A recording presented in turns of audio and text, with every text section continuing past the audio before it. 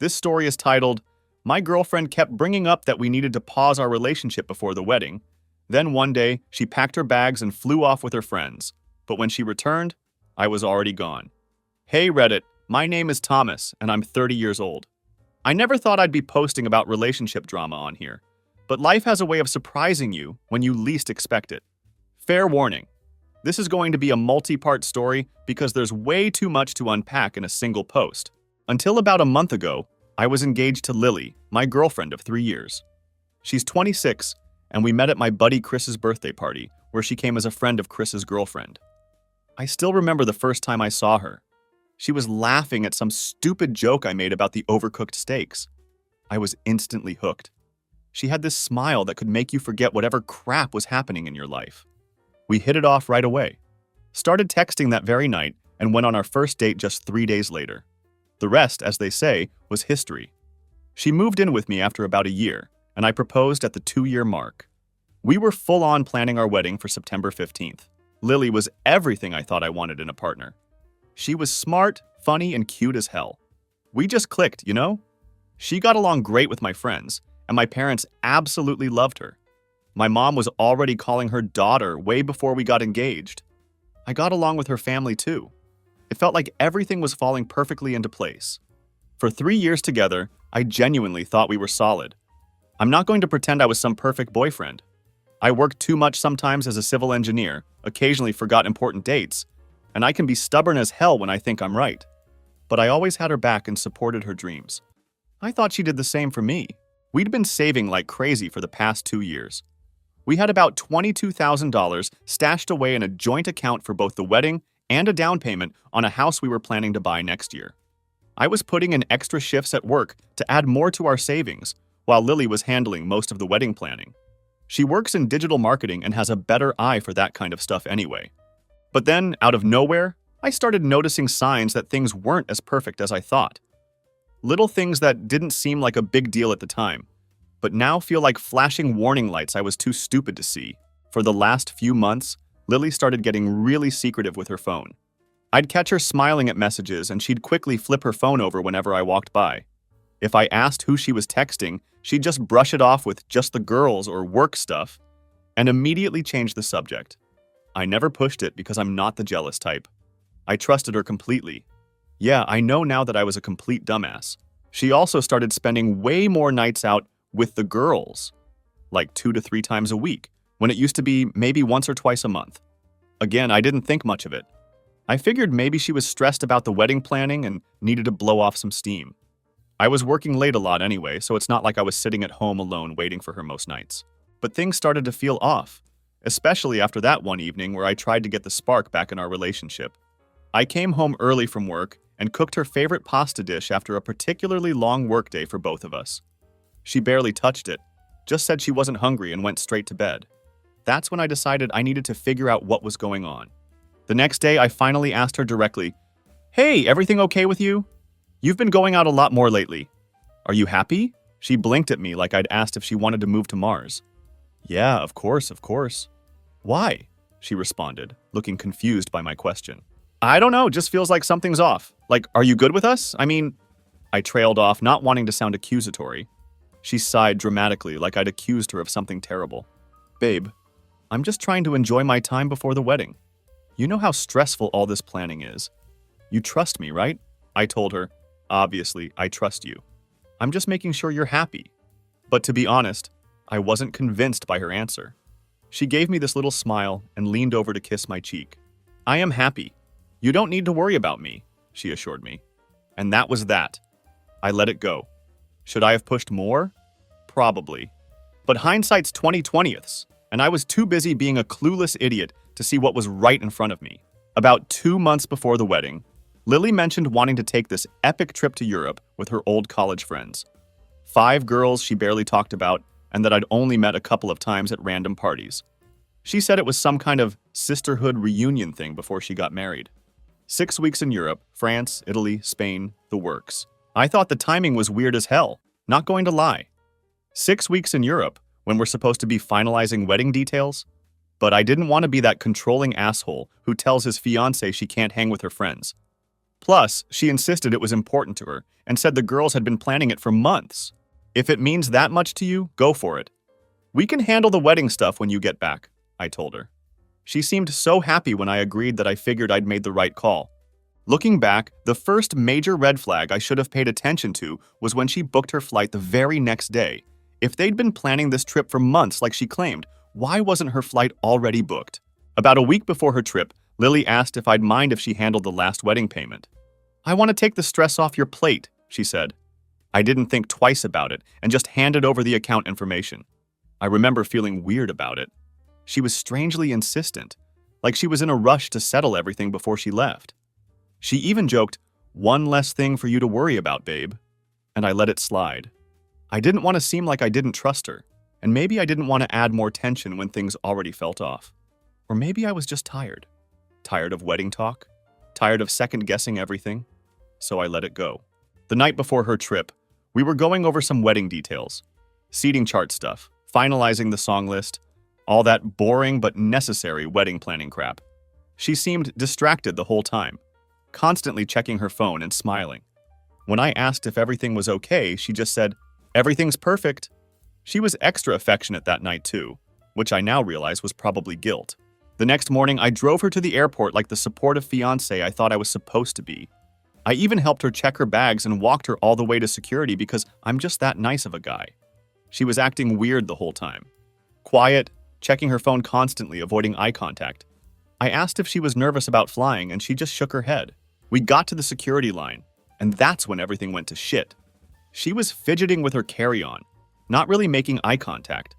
I figured she was just anxious about the flight or something. Then she looks up at me with this weird expression I'd never seen before, kind of detached, almost businesslike. "So, I've been thinking," she says, adjusting her bag strap like what she's about to say isn't about to completely destroy our relationship. "I think we should take a break while I'm gone." I stood there like I'd been slapped across the face. "A break? What the hell does that mean?" I demanded, my voice rising despite the crowded airport. She actually fucking shrugged, like physically shrugged her shoulders as if I'd asked her if she wanted fries with her meal or something equally trivial. "We'll talk about it when I get back," she says, completely casual. And then, I'm not kidding you, she just turns and walks through security without another word. No hug, no kiss goodbye, nothing. Just walks away, leaving me standing there like she didn't just drop a nuclear bomb on our 3 years together. I stood there for probably a full minute, people pushing past me, thinking maybe she'd turn around or something. She didn't. She just disappeared into the crowd with her rolling suitcase, probably already forgetting about me. The drive home was a blur, but my mind was racing. I kept calling her over and over. At first, I thought it was bad reception. Maybe she just didn't hear her phone. Maybe she got pulled aside at security. I told myself a dozen stupid reasons why she wasn't picking up. I kept hitting redial, convinced she'd answer and say this was all some weird misunderstanding. But after the 10th call, it wasn't just my heart sinking. It was reality setting in like concrete. Straight to voicemail every single time.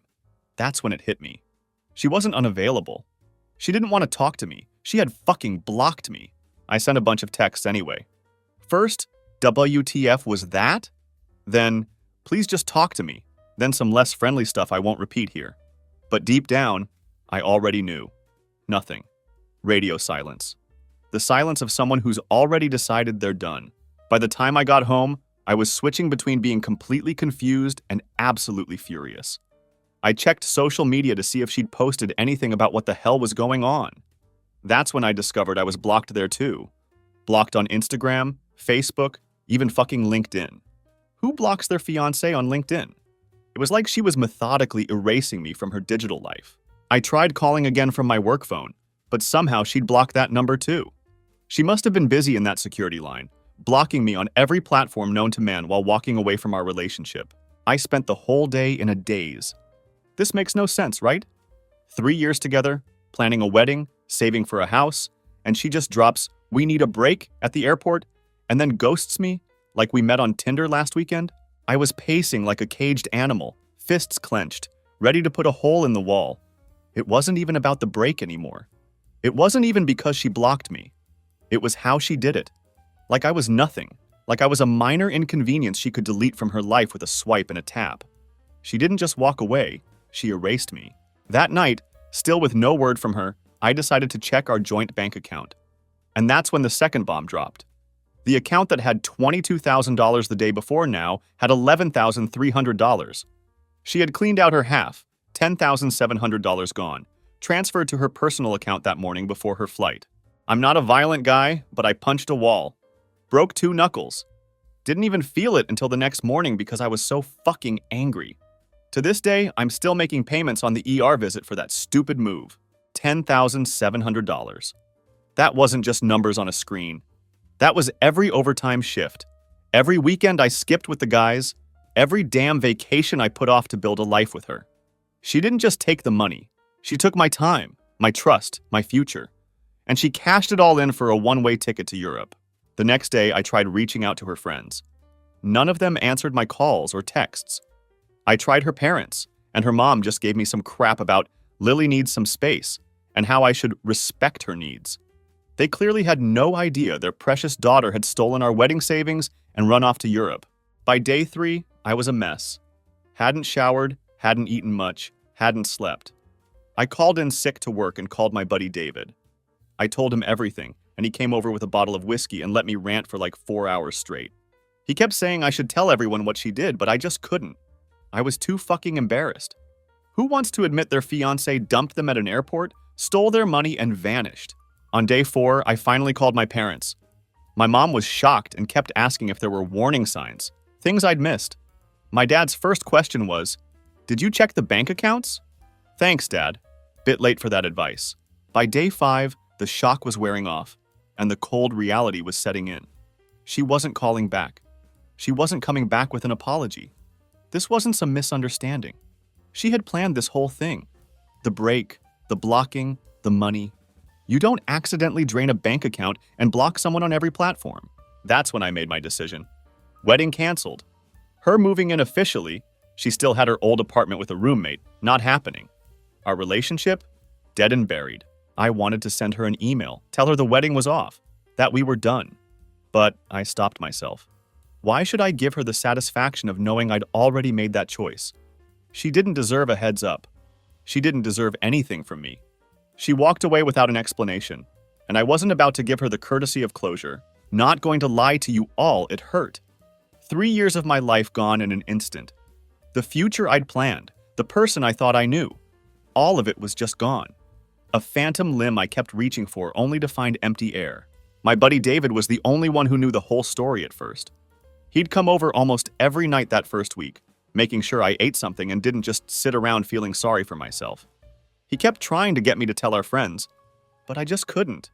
The thought of saying it out loud to everyone we knew made it too real, too final. By week 2, I finally got the courage to start calling vendors and canceling wedding stuff. Most of them were actually pretty understanding when I told them what happened. Minus the stealing part, I left that detail out. I lost a few deposits, but some places gave me partial refunds since it was still a couple months out from the wedding date. That's when I started getting angry, really angry. Who the fuck does something like this to someone they supposedly love? It wasn't just the breakup, it was the way she did it. At an airport where I couldn't really react, blocking me everywhere so I couldn't even get an explanation. Taking money we'd saved together for our future. The more I thought about it, the more I realized how calculated it all was. By week 3, I finally told a few more friends. Their reactions were mixed. Some were shocked and supportive, others seemed weirdly unsurprised, which made me wonder if they'd known something I didn't. One guy, Ethan, actually had the balls to say, "Maybe she just needed space, bro." Yeah, and maybe she needed my money for that space too, right, Ethan? We don't talk much anymore. By week 4, I was obsessively checking social media, using my friends' accounts to see if she'd posted anything. Nothing. Either she wasn't posting, or she had her friends on lockdown too. I even considered making a fake account to see her profiles, but that felt too stalkerish, even in my fucked up state. I also checked our bank accounts daily, watching for any new transactions. Nothing there either. She'd taken her $10,700, and that was it. I moved the rest of the money to my personal account and closed the joint one. Lesson fucking learned. That's also when I started to wonder whether to try to get the money back legally. I talked to a buddy who's a lawyer, and he said it was complicated. Since we both contributed to the account and weren't married yet, it would be hard to prove she wasn't entitled to it. Plus, I'd have to take her to small claims court, and the thought of seeing her in court made me sick. In the end, I decided to just let it go. Expensive lesson. But at least I found out who she really was before the wedding. The next week, I finally told my parents everything, including the money. My mom was devastated for me.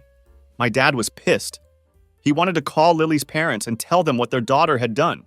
But I asked him not to. Not because I was protecting her, but because I just wanted it all to be over. I wanted to move on without dragging this out any longer than necessary. I also started clearing out her stuff that week. I packed it all up in boxes and shoved them in the spare room. Not because I thought she deserved to get her stuff back, but because I couldn't stand looking at it anymore. Every time I saw her favorite coffee mug or that stupid throw pillow she loved, it was like getting punched in the gut all over again. I needed her physical presence gone from my space if I was going to start healing. Eventually, things started to get a little better. I was sleeping more, eating regularly again, and started hitting the gym to burn off some of the anger. I reconnected with some friends I hadn't seen in a while. I wasn't over it by any means, but I was functioning again. I was starting to see glimpses of my old self returning. And then, just when I thought I was making progress, she called. Out of the fucking blue, after 6 weeks of silence, her name suddenly lit up my phone like nothing had happened. I didn't want to answer when I saw her name, but she kept calling.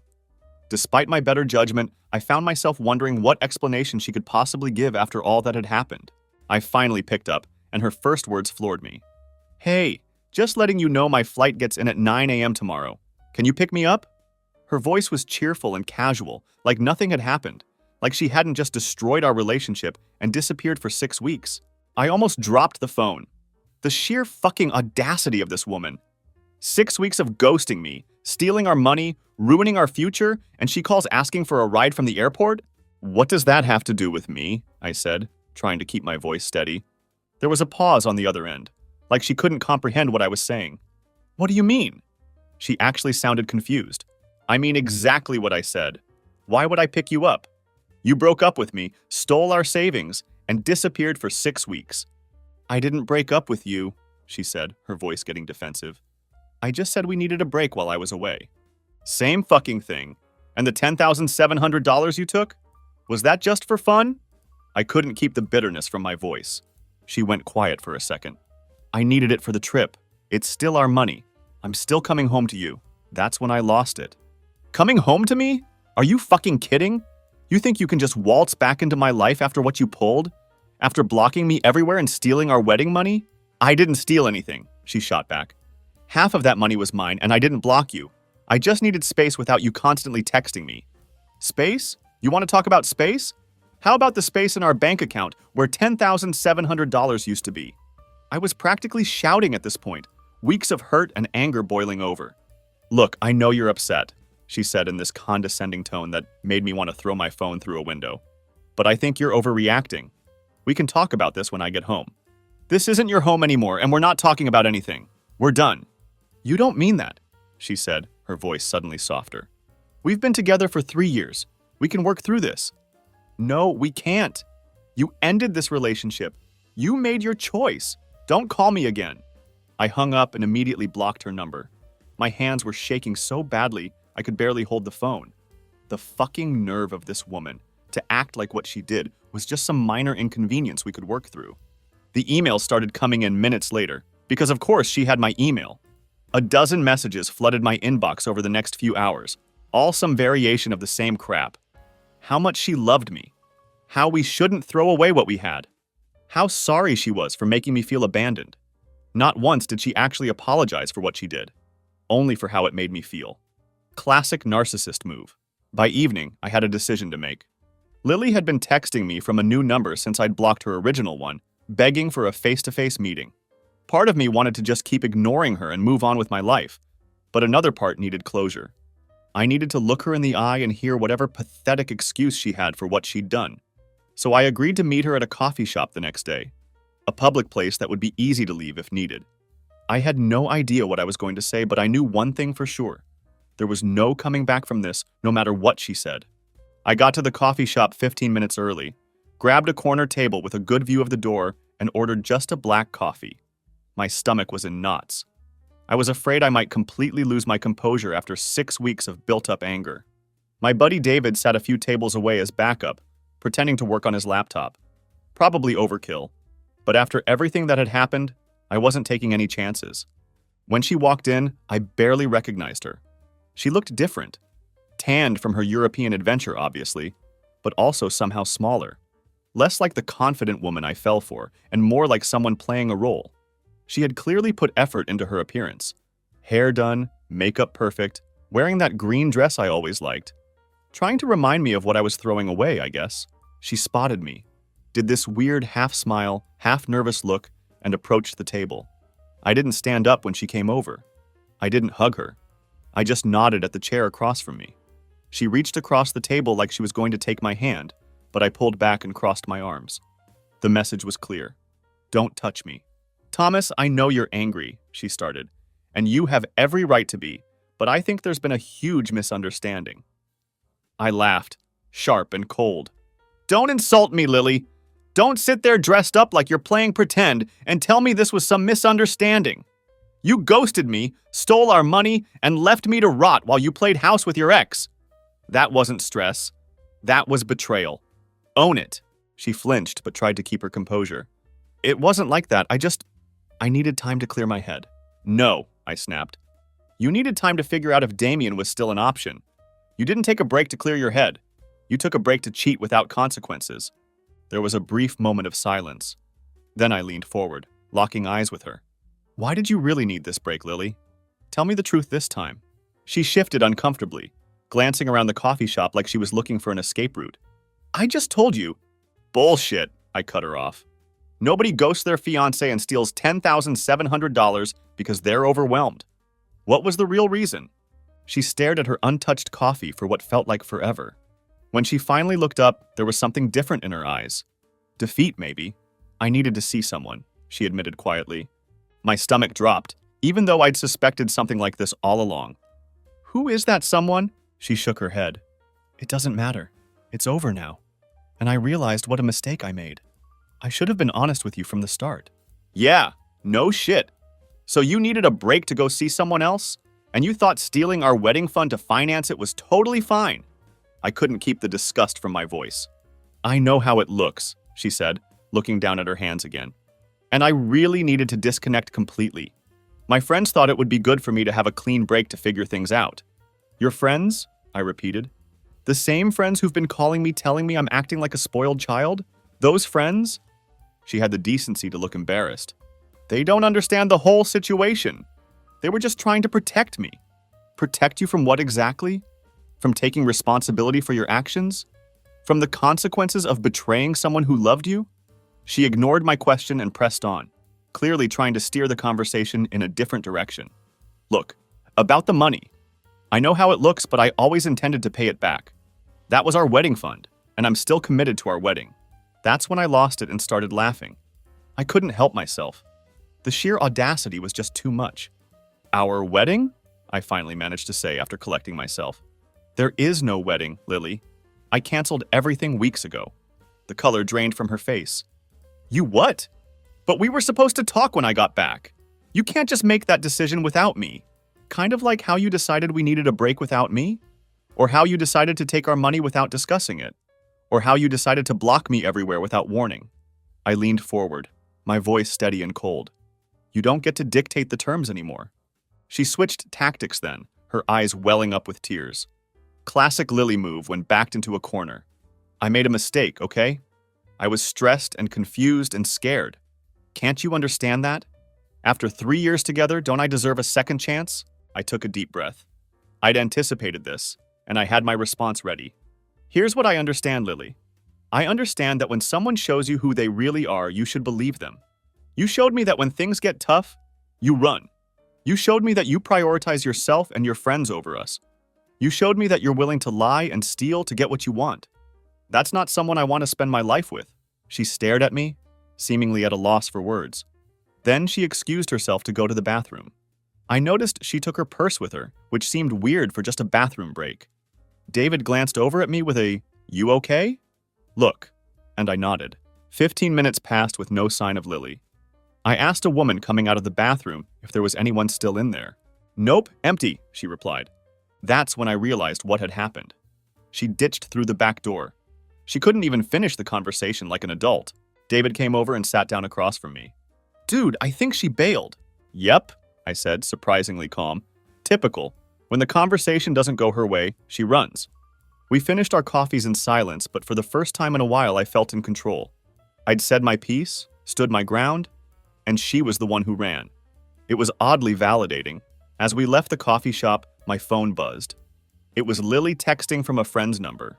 She claimed I wasn't being fair or reasonable and told me to reach out when I was ready to really talk.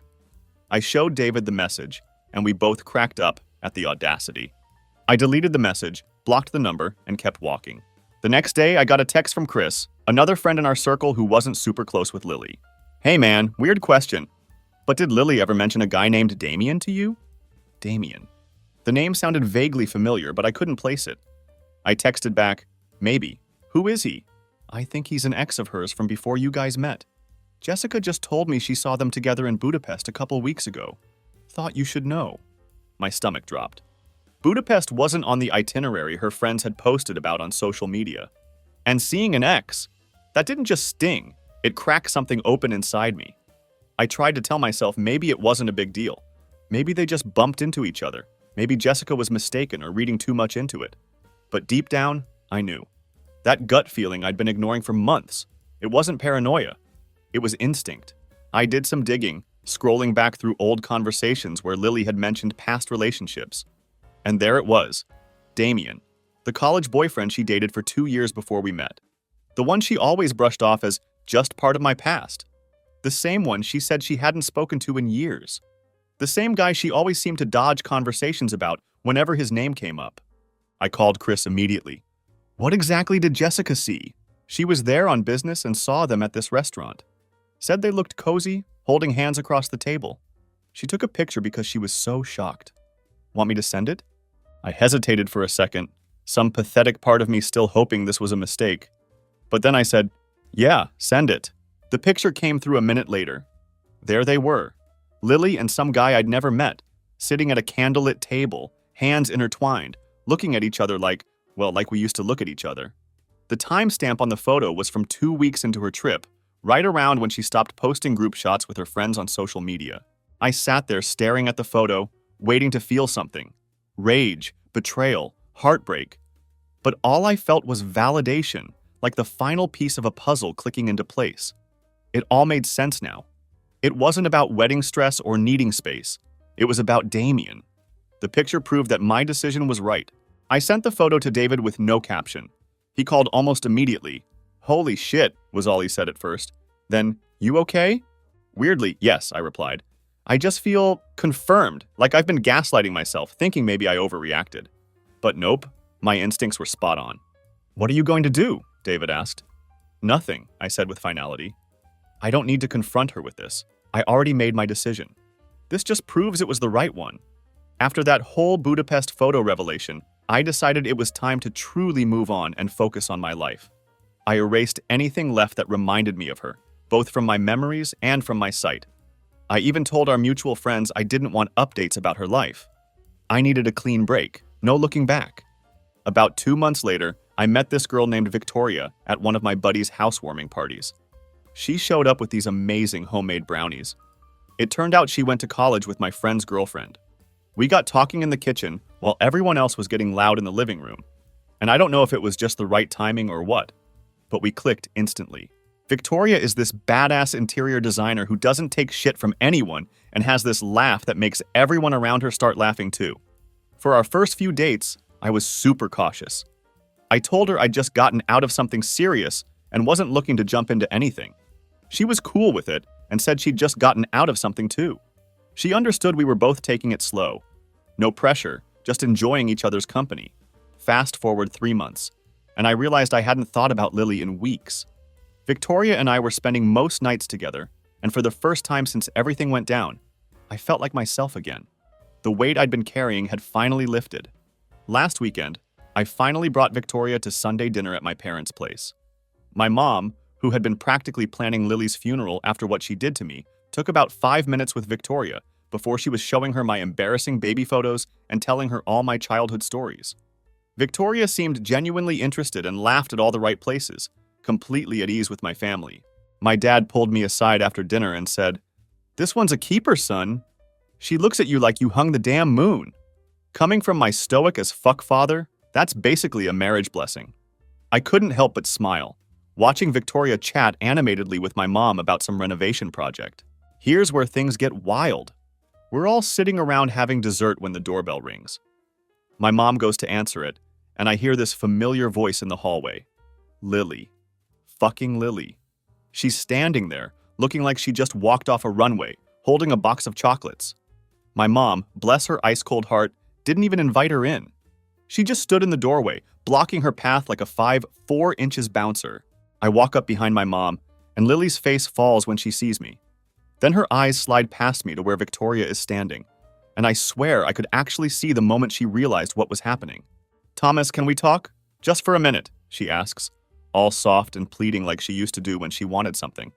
"Whatever you've got to say, you can say it here," I told her, feeling Victoria's hand slip into mine. Lily's eyes got all watery, classic move. "I made a huge mistake. Damien and I broke up last month. He was using me the whole time. He doesn't want commitment like you did, and I miss us. I miss you." "That sounds like a you problem," I said, squeezing Victoria's hand. "I moved on, Lily. You should too." Lily starts doing that half-crying thing, looking at my mom for support. My mom, who I've never heard say a harsh word about anyone in her life, hits her with, "I think it's time for you to leave, dear. The only person welcome at my table who broke my son's heart is the one who's here to help him put it back together." Fucking savage. Lily looks at Victoria, who's just standing there, calm as can be. "You don't know him like I do," Lily says. "We have 3 years of history." Victoria smiles, not mean, just confident. "And I'm looking forward to making a lifetime of new history with him. Have a good night, Lily." Lily actually stomps her foot like a toddler. "Thomas, please! We can work this out. I'll pay back the money, all of it. Just give me another chance." My dad, who hadn't said a word this whole time, steps forward. "Young lady, my son made his decision. We all make choices in life. You made yours in an airport 6 months ago. Now respect his choice and leave my house."